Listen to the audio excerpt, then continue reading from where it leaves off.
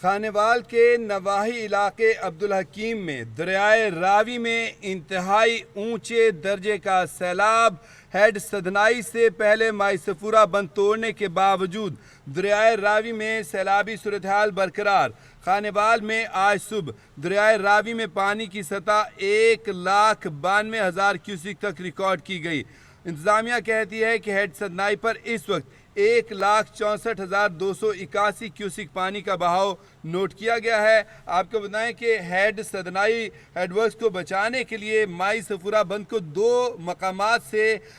तबाह किया गया था, उड़ाया गया था, जिसकी वजह से जो हेड सदनाई पर दरियाए रावी की जो सूरत हाल 1,92,000 क्यूसिक थी, ये 2 जगह से माई सफूरा बंद को तोड़ने के बाइस पानी की सतह में कमी हुई और 1,64,281 क्यूसिक पानी का बहाव अब नोट किया जा रहा है। रेलवे कंट्रोल पर वार्निंग जारी है। खानेवाल शोरकोट सेक्शन जो है ये आर्जी तौर पर मुअत्तल कर दिया गया है और जो ट्रैफिक है रेलवे की वो भी मुअत्तल है, इसकी आमदोरफ्त बंद है। यहाँ से सूरत हाल क्या है, खानेवाल से नुमाइंदा कैपिटल टीवी अहमद रजा हमारे साथ लाइन पर मौजूद हैं। अहमद रजा, सदनाई हेडवर्क्स को बचाने के लिए माई सफूरा बंद को तोड़ा गया 2 मकामात से, अब सूरत हाल क्या है यहाँ पर दरिया की? इन्होंने हेड सदनाई को बचाने के लिए 2 पॉइंट्स पर जो है वो माईसपुरा बंद को तोड़ दिया था, लेकिन उसके बावजूद भी सूरत हाल कंट्रोल में नहीं आ सकी। पानी का इतना शदीद बहाव है कि हेड सदनाई पुल के ऊपर से पानी गुजरता हुआ न सिर्फ मकानों में दाखिल हो गया है बल्कि अब्दुल हकीम, बागड़ सरगाना और कोट इस्लाम, कतालपुर को, इन तमाम इलाकों को पानी ने अपनी लपेट में ले लिया। तकरीबन 26,000 क्यूसिक तो उतरा पानी, पहले 1,92,000 था, अब 1,64,000 समथिंग है। जी, पानी की कुछ जो है वो बहाव तो तेज है, लेकिन जो जैसे जैसे ये दही इलाकों में जो है ये जा रहा है बंद तोड़ने की वजह से इसकी जो है ना वो कमी हुई है, लेकिन पानी का बहाव वैसे ही है। जो तवक्को थी उस तरह नहीं हुआ, जो तवक्को थी उस तरह कम नहीं हुआ पानी, ये कहना चाह रहे हैं? नहीं, उस हवाले उस तरह नहीं हुआ यकीनन। इनका अगर लोग इस हवाले से भी इंतजामिया का सवाल उठा रहे कि अगर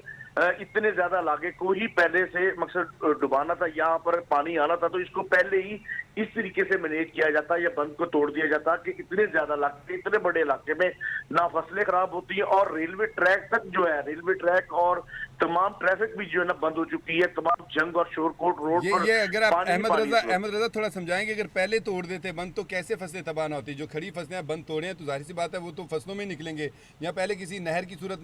निकल जाते, या आप ये कहना चाह रहे हैं कि पानी की सतह पहले कम थी तो निकल जाता, तो पानी आहिस्ता आहिस्ता निकलता, ये कहना चाह रहे हैं आप? देखिए, पानी का जिस वक्त बहाव जरा स्लो था या पानी अभी जो है वो अपने उस लेवल तक नहीं पहुंचा था, उस वक्त लोग ये बात कर रहे थे कि इस पानी को अगर इस हवाले से कुछ तोड़ दिया जाए तो फसलों का कम नुकसान होगा। ये इलाके जो है ये पानी जो जमीन वो फसलें उसको ले लेती हैं, एक्सेप्ट कर लेती हैं और फसलें किसी हद तक बच जाती हैं, लेकिन चूंकि ये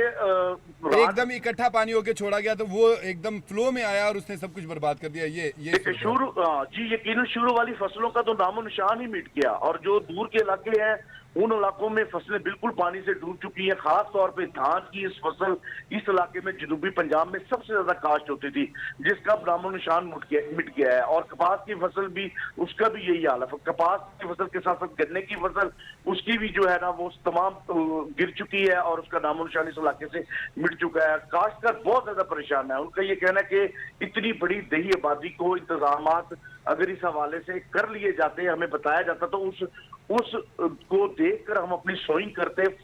फ्लड अलार्मिंग को देखकर करते, मौसमी सूरत हाल को देखकर करते, ताकि हमारा कम से कम नुकसान होता। अच्छा, अब ये सूरत हाल बताएं कि अब ये पानी जब साइडों पर निकल गया है, पानी अभी पीछे से मजीद आ रहा है, तो ये पानी आगे जाकर दोबारा रावी में शामिल हो जाएगा और कहाँ से शामिल होगा? और दरियाए रावी जो है सदनाई के बाद जाके कहाँ पे चनाब से मिलता है, ये भी थोड़ी यकीनन ये है। सबसे पहले इनकी कोशिश तो ये थी कि ये पानी जहाँ से तोड़ा जाए ये इन मज़ाफ़ाती इलाकों में से होता हुआ इसी दरिया में वापस आएगा। इसकी शिद्दत को कम करने की कोशिश की गई, फैला दिया गया उसको। जी उसको फैला दिया गया, बहुत ज्यादा बीट के इलाके में फैला दिया गया, नवाई इलाकों में, देहातों में फैला दिया गया ताकि इसका प्रेशर कम हो जाए। नुकसान तो इससे बहुत ज्यादा हुआ है, लेकिन ये पानी दोबारा जब इसमें आकर मिलता है,